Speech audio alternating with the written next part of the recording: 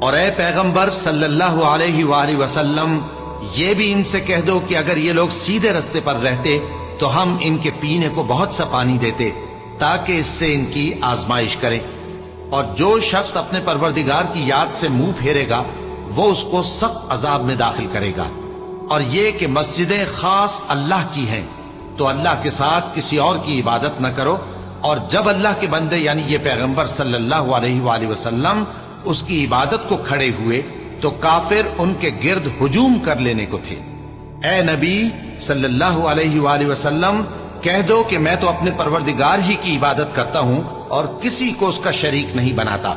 یہ بھی کہہ دو کہ میں تمہارے لیے نہ کسی نقصان کا اور نہ نفع کا کچھ اختیار رکھتا ہوں۔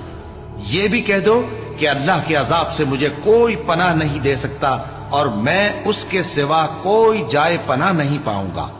ہاں، اللہ کی طرف سے احکام کا اور اس کے پیغاموں کا پہنچا دینا ہی میرے ذمہ ہے،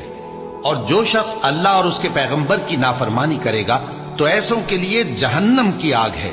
وہ ہمیشہ ہمیشہ اس میں رہیں گے، یہاں تک کہ جب یہ لوگ وہ دن دیکھ لیں گے جس کا ان سے وعدہ کیا جاتا ہے، تب ان کو معلوم ہو جائے گا کہ مددگار کس کے کمزور ہیں اور شمار کن کا تھوڑا ہے۔ کہہ دو کہ جس دن کا تم سے وعدہ کیا جاتا ہے میں نہیں جانتا کہ وہ عنقریب آنے والا ہے یا میرے پروردگار نے اس کی مدت دراز کر دی ہے۔ وہی غیب کا جاننے والا ہے، سو کسی پر اپنے غیب کو ظاہر نہیں کرتا، ہاں جس پیغمبر کو پسند فرمائے اور اس کو غیب کی باتیں بتا دے تو اس کے آگے اور پیچھے نگہبان مقرر کر دیتا ہے تاکہ معلوم فرمائے کہ انہوں نے اپنے پروردگار کے پیغام پہنچا دیے ہیں،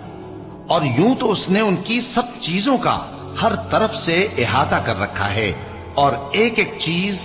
گن رکھی ہے۔